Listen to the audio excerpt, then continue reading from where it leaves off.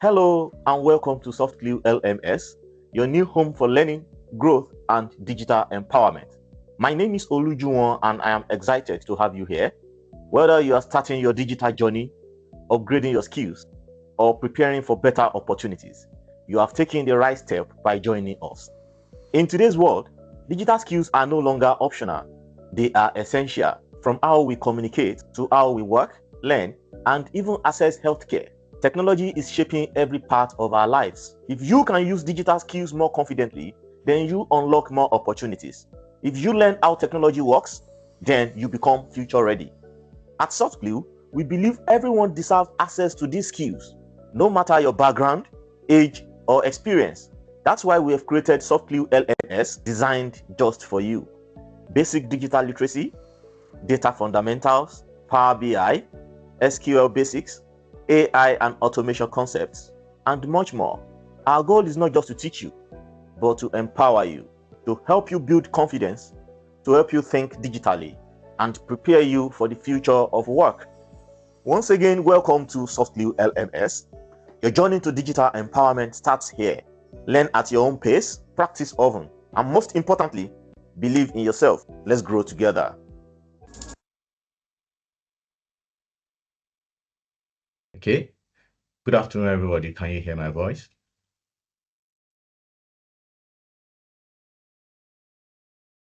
I believe I'm audible. All right. Someone said yes. Someone said they can't hear me. I can hear you. All right. Thank you, Matthew. Good. All right. So thank you for taking the time to be here today. And I really appreciate your presence.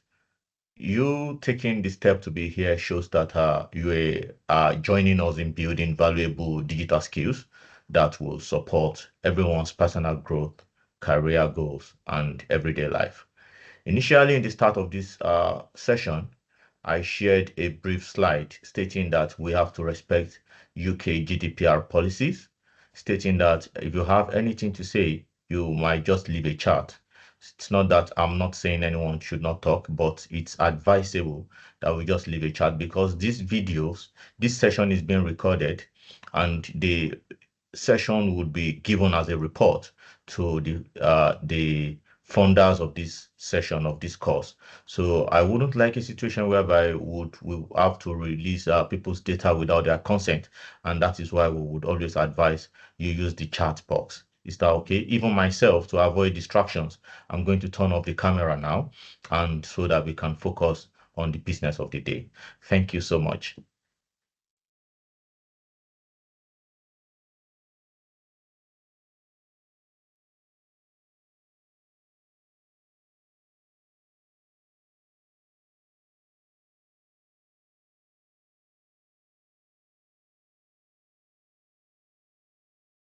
Welcome to your learning journey with Softclue Data Empowerment CIC. We live in a digital world.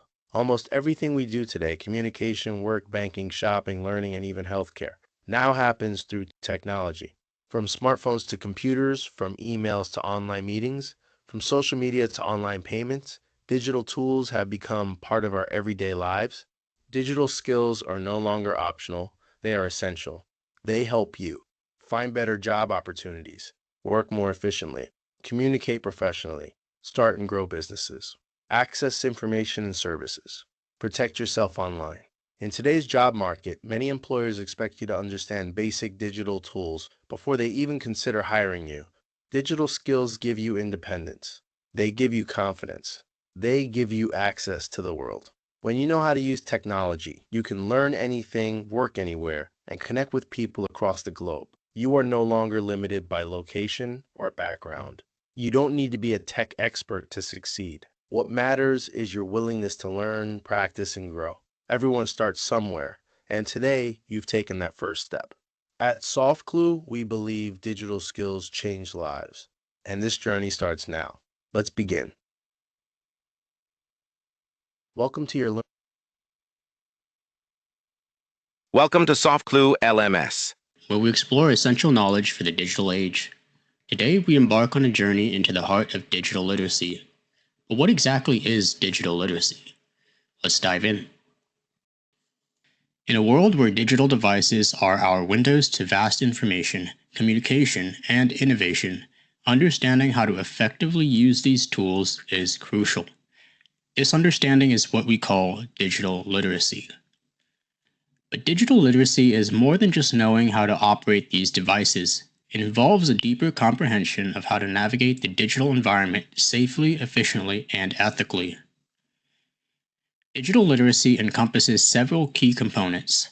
First, there's technical skill, the ability to operate digital devices and software. Then we have information management, which is the skill to search, evaluate, and use information effectively in the digital realm. Communication in the digital world is another cornerstone. It's about how we interact online, from emails and social media to virtual collaboration. Online safety and security teach us how to protect ourselves and our data from digital threats and privacy breaches. And let's not forget digital ethics and responsibility, guiding our behavior and interactions in an online society. So, why does digital literacy matter? In today's world, being digitally literate is as essential as reading and writing. It empowers us to make informed decisions, stay safe online, and seize the opportunities of the digital age. Digital literacy opens doors to global communication, endless learning resources, and unprecedented avenues for creativity. Moreover, it equips us with the skills needed to navigate the digital workplace, where technology and digital communication are integral. But perhaps most importantly, digital literacy allows us to participate fully in society, making our voices heard and contributing to the digital community. Through this course, we aim to build your digital literacy from the ground up. Whether you're a complete beginner or looking to enhance your digital skills, you'll find valuable insights and practical knowledge. We'll explore everything from the basics of operating digital devices and navigating the internet to understanding online privacy, cybersecurity, and digital ethics. Practical exercises and real-world examples will help solidify your understanding and apply what you've learned. Your journey towards digital literacy starts here. By the end of this course, you'll not only be more confident in your digital interactions, but also be prepared to face the digital world's challenges and opportunities. Thank you for joining us on Softclue LMS. Stay tuned for our next episode where we'll dive into the basics of computer skills. So on this slide, it says, what is digital literacy? Digital literacy is having the essential skills to use digital devices, communication tools, and networks to access, manage, share information effectively and safely. So on this slide, we are looking at what digital literacy really means. Generally and in simple terms, it's having the confidence to the skills to use digital tools safely and responsibly in our everyday life. It starts with using computers and smartphones, not just owning them, but knowing how to navigate settings, apps, and basic functions. It also means like searching for information online, knowing how to find the right information, to check if it's reliable or avoid misinformation. Another key part is communication, like using emails, messaging apps, online platforms professionally and appropriately. And finally, it's important that online safety is part of what we already know. Because understanding privacy, for instance, in the beginning of this session, we ensured that we do not do anything that will divulge our personal information by leaving that disclaimer. It's part of online safety, protecting our personal data, spotting scams, and staying safe online, especially when we are not the only one. So over the next 8 weeks, we built these skills step by step so that technology works for you and not against you. And in everyday life, just like I've said, technology has become part of everything we do every day, right from using our smartphones, using the computers, whether we notice it or not. We use it for banking and payments, checking our balances, paying bills, sending money without having to go to the bank, and even for job applications. So most opportunities today are online, from searching for roles to submitting CVs, attending interviews, even writing the CVs correctly. You need to be digitally literate, because nowadays people even use AI to give them the best, write-up that would meet the demands of a specific job. It's not that they are trying to cheat the system, but they are trying to leverage on technology. Even in healthcare, technology helps us book appointments without having to rush out to get things done. It helps us access our health information and stay connected to medical services. So we also use technology for education and learning, online courses just like this one we're doing right now, training platforms and self-development from anywhere. We have leveraged on technology right now without having to converge in a specific room, without having to meet ourselves or see ourselves face to face. Nobody cares about any how anyone looks. The main thing is we are here and we are having achieving under the same goal without having to move an inch, right from the comfort of our homes or different destinations. So we have people even use it shopping, everyday shopping and deliveries without having to leave your home, where we can order food, groceries, services straight to our doors. And generally communication, staying in touch with family and friends and communities around the world. That is why digital skills are no longer optional. I keep saying it, they are essential for everyday living. And regarding the internet and being a digital footprint, I would expatiate this as we continue this class. First, let's talk about internet. What is internet? The internet, they say, is a massive global network that connects millions of computers, allowing people to share information and communicate from anywhere without a connection. Fine. But at the same time, despite it connecting people, we should not leave that important aspect that would make us realize that we are connected to several types of people. We have scammers that we are indirectly connected to by the internet. We have jobs that we are connected to without having to move to their gates to submit our CVs. We are able to communicate, learn, work, access services from anywhere in the world. And we are connected to millions of computers and servers. It allows us to share information and use it for our good. But the same part is that the second part is that your digital footprint, everything you do online, the websites you visit, the posts you share, the comments you make, and even apps that you use, they leave a trace behind. They leave a trace behind.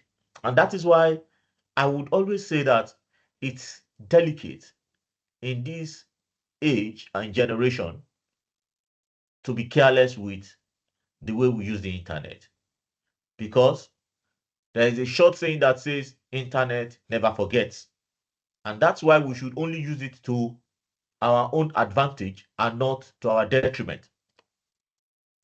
Now that's what makes us talk about the online safety generally. So this slide focuses on online safety and being aware of scams.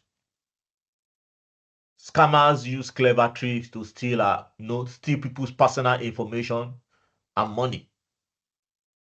So we should learn to recognize the common types of online risks. First, we have fake messages, smishing. Smishing is this urgent SMS being sent to you asking you to click a link or call a number. They are often pretending to be from your bank or delivery service. I think some days ago I received an SMS from someone from an unknown number telling me that it's from the government of the UK, that I parked somewhere wrongly and so I should click that link to pay my fine. Stuff like that are called smishing. So all these fake messages, urgent text messages asking you to click a link or call a number, pretending to be your bank, it creates panic then at times for some people who are not used to these antics. But I would always advise us, pause and verify first. The next are phishing emails. These emails look real, but ask you to confirm passwords or account details. Legitimately organizations we know they would actually never ask you for such sensitive information via email. So first of all, we should have it at the back of our mind that legitimate organizations would not reach out to us through their email to ask for sensitive information. So we should know that anything that gives a matter of urgency needs we need to pause first, then verify.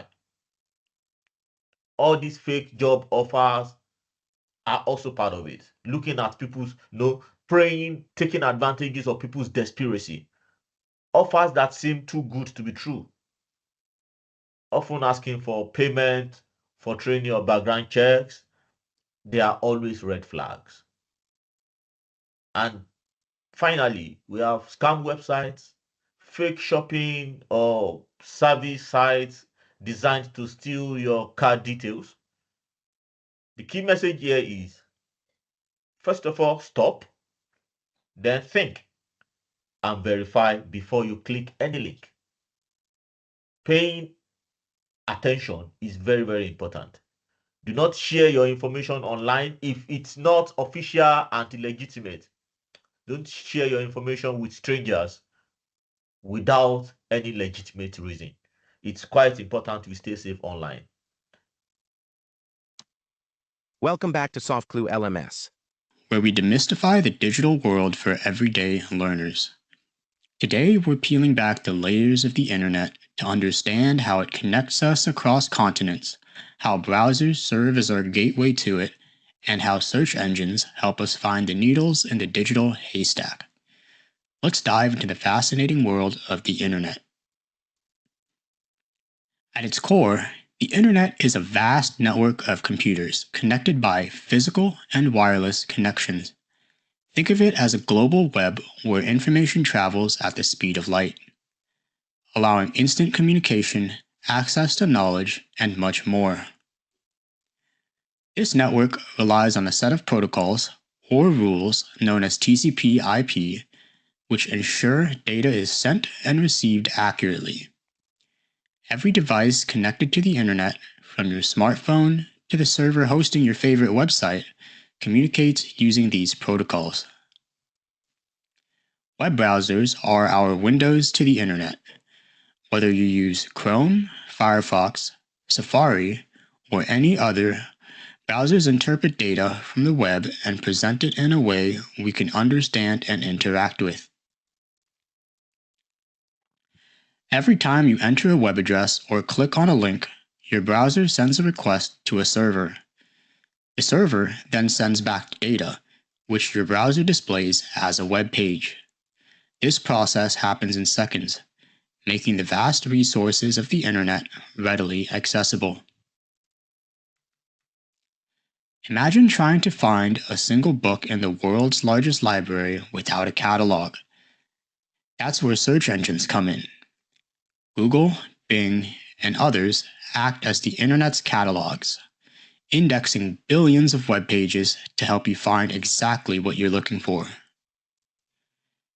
When you type a query into a search engine, it uses complex algorithms to retrieve and rank results based on relevance and quality. This makes finding information on the internet efficient and manageable. Navigating the web effectively requires a bit of savvy. Here are some tips. First, use specific keywords when searching to get more precise results. For example, typing history of the internet is better than just internet. Bookmarking frequently visited websites can save you time. Most browsers offer a way to save and organize your favorite sites for easy access. Understanding website credibility is crucial. Look for sites with expertise, authority, and trustworthiness, especially when researching important topics. Lastly, protect your privacy by using secure websites, especially when sharing personal information. You can identify these by the lock icon next to the web address. The internet is a cornerstone of the digital age, a vast network that powers our digital lives. By understanding how it works, how to use browsers and search engines effectively, and how to navigate the web safely, you empower yourself to explore, learn, and connect in ways that were unimaginable just a few decades ago. Thank you for joining us on Real Education. Stay tuned for our next video, where we'll explore the critical topic of online safety and privacy. Now, talking about privacy, I think we already know by now that we should never share our credentials, including our passwords, PINs, or one-time codes, like they call it OTP. No genuine organization would ever ask for them because they send them to you. The database generated it randomly to send it to you. So they would not have any reason to call you to ask for them. They have the way they do their things from the back end. And secondly, always think before you click. Check your links carefully and look at the sender's email addresses before opening anything at all. If something seems too good to be true, then it usually is. This helps you avoid scams. Then the next is using strong passwords.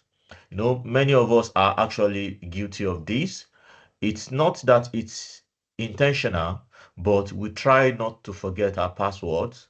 So using unique passwords for different accounts might seem unrealistic sometimes, because most of us, I would say 95% of internet users use their known passwords for most of their accounts. I think this is where it's important we know how to use the password generator and the password lock system, where we just keep our password like a safe. So even we ourselves, we might need to consult that before we use the passwords on those specific websites.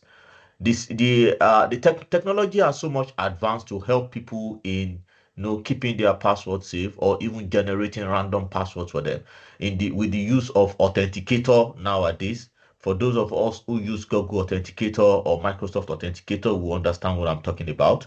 Unique codes for every time you access a particular application. Then that makes it safer, like a second factor authenticator that no one can ever guess right, not even you yourself, because it changes every 60 seconds. I think in some cases 30 seconds. So learning to use all those kind of facilities or equipment or apps would really help to manage accessing your information online, or whatever belongs to you online, so it doesn't go to the hands of scammers. Now, managing your digital footprint is very, very important. Be careful what you share publicly, just like I've said, and ensure that your post that goes out there are stuff that you are really intentional about. think about it that in the next 1 year, if this post comes back and says 1 year ago I posted this, would I be proud of myself? That is one thing Facebook does. When we visit Facebook sometimes, it shows us our post from that date, a year ago, 2 years ago, 10 years ago.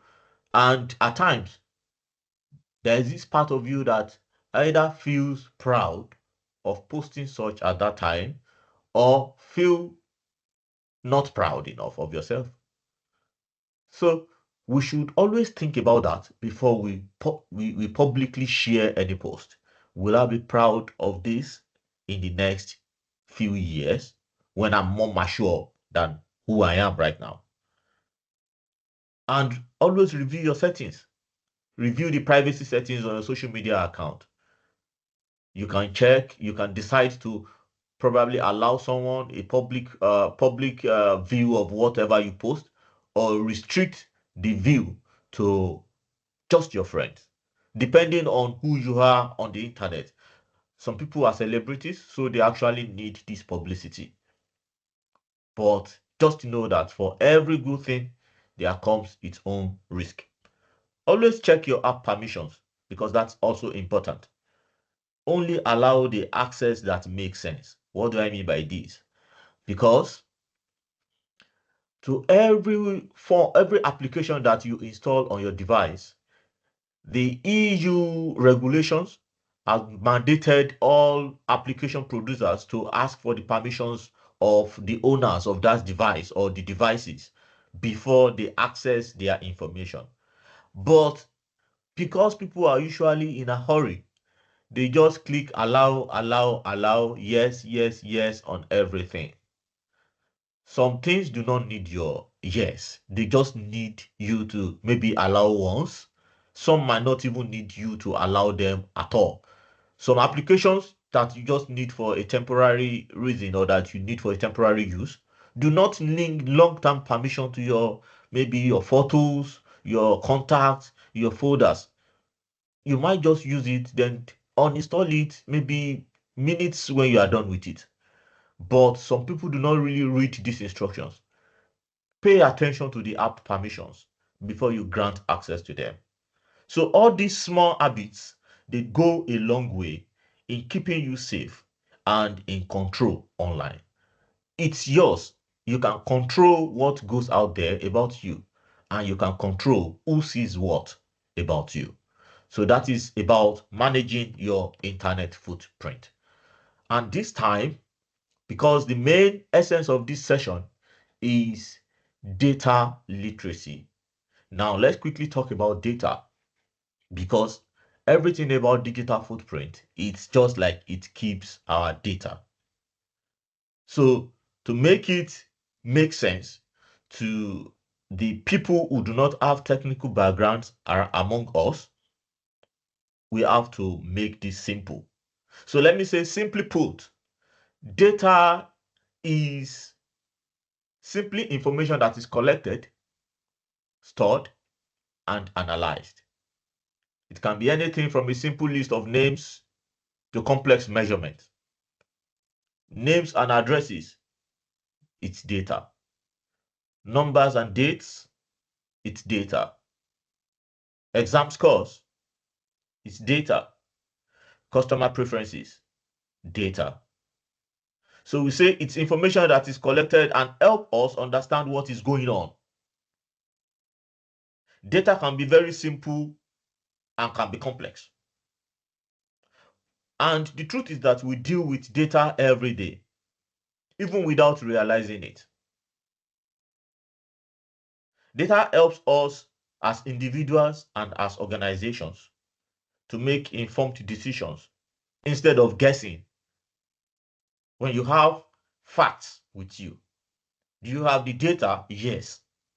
It's better than, oh, I guess this, I guess, oh, did it come yesterday? No. But if you wrote it down, it came on so date. That will be you presenting a fact from your data. It helps us understand people's needs. It helps us improve services and products, because looking at the performance and trends of a data. We would know if a particular service is doing well or not. It helps us see what is working and what isn't. And data also allows us to track performance and trends over time, so we can plan ahead and make improvements. There is this robust thing about data analysis. You can use it to prescribe solutions to problems. They call it prescriptive analysis, but we won't have to get to that complex level in this class. Just to let, for those of us who would want to go dive deep into data analysis, who understand what we're talking about. Some are descriptive analysis, where you are able to describe situations based on the data on ground. So throughout this program, we will learn how to understand data and use it confidently in real life situations. It won't be for the purpose of you studying just to have a certificate, but it will be for the purpose of us, being able to confidently use this in real life situation. And why does it matter? It's crucial for organizations to make smart choices, understand people's needs, and improve their services. It helps us to understand customers better for those of us who have businesses. It helps us to make informed decisions and improve our products and services, and just like I've said, track performances and trends. So to round up the class, we're going to spot the scam here. And if you're willing to contribute, you can leave your response in the chat box. And to those of us who have enrolled on the learning management platform, the LMS, you can find these materials already installed on your dashboard. You can just click on the Erewash digital literacy program. Then you can find these materials on your dashboard and answer the quizzes that follow. It's such an easy thing to do. All right. So looking into suspicious emails, urgent requests, generic meetings, and misspelled links. We will now review real-world examples of suspicious emails, text messages, and websites. So your goal here is to work together to identify the red flags and indicate a potential scam.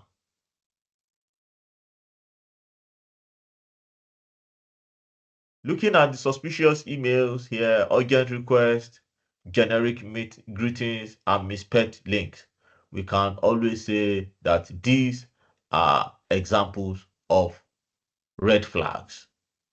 When something comes urgently, it's a red flag. Generic greetings might not actually be something suspicious because it might be coming from family and friends who have our email addresses. Misspelled links might also be red flags because when you don't have access to an organization's domain, most of the scammers would intentionally change the letters.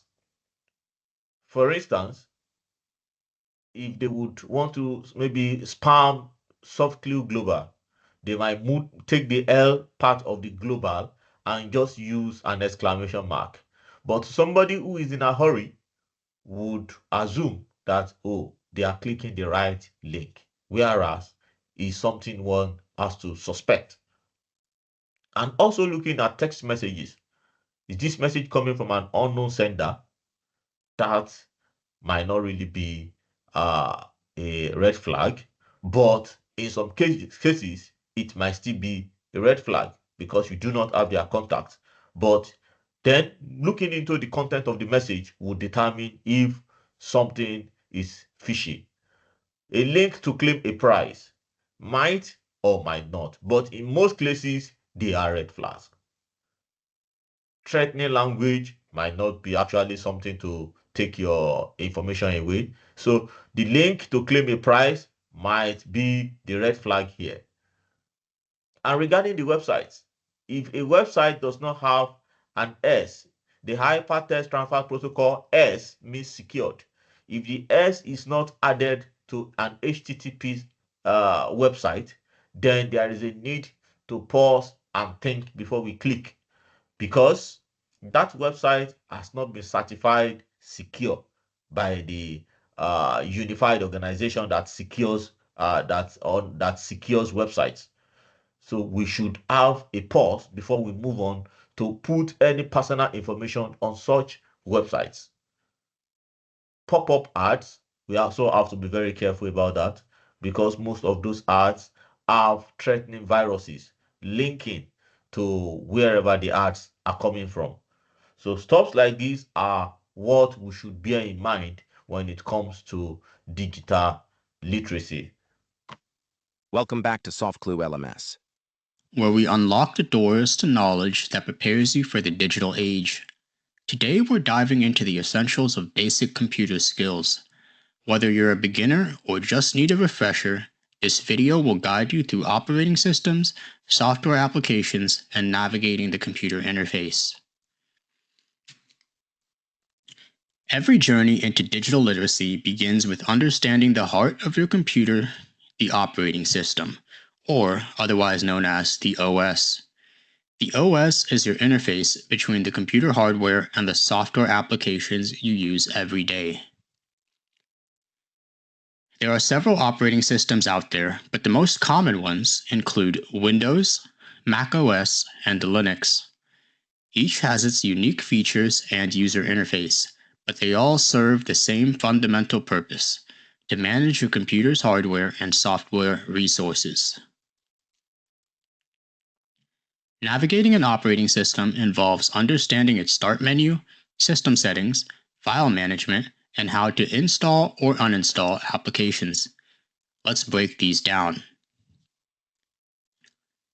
Software applications, or apps, are the tools that allow us to perform various tasks on our computers, from word processors and spreadsheets to web browsers and media players. Apps are the building blocks of our digital activities. There are two main types of software: system software, which includes the operating system itself, and application software, which are the programs you use for specific tasks. Understanding how to navigate and utilize these applications is key to harnessing the full potential of your computer. Installing new applications can enhance your computer's functionality. Most operating systems offer an app store or similar platform where you can safely download and install software. Now, let's talk about navigating the computer interface. This involves everything from using the desktop and opening files to managing windows and customizing settings. The desktop is your main workspace where you can access files, folders, and shortcuts. Learning to organize your desktop can significantly improve your efficiency and ease of use. File management is another crucial skill. It involves creating, saving, organizing, and deleting files and folders. A well-organized file system is the backbone of good digital hygiene. And lastly, mastering keyboard shortcuts can drastically speed up your workflow. Shortcuts for copying, pasting, and switching between applications are just the beginning. Understanding the basics of operating systems, software applications, and navigating the computer interface lays the foundation for your digital literacy journey. These skills not only make you more proficient with technology, but also open up a world of possibilities for learning, creating, and communicating in the digital age. Thank you for joining us today on Real Education. Stay tuned for our next video, where we'll delve deeper into the world of the... All right. So this is the reflection and quick quiz. So in the next 9 minutes, you can just, in your own words, now answer what is digital literacy. And for question 2, kindly name 2 common online risks to watch out for. And number 3, now you'll be able to answer what is data. And for 4, you are also able to answer why is data important for a company or organization. So that brings us to the end of today's session. Thank you all for your time, participation, and great engagement. In our next session, we'll be moving into Excel for data confidence. where we'll start building practical skills to work with data using Excel step by step and at a comfortable pace.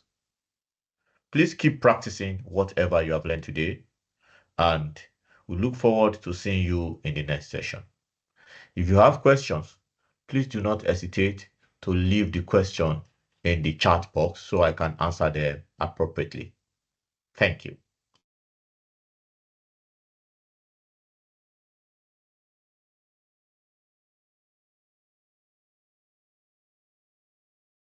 Thank you, Matthew. I really appreciate you joining us.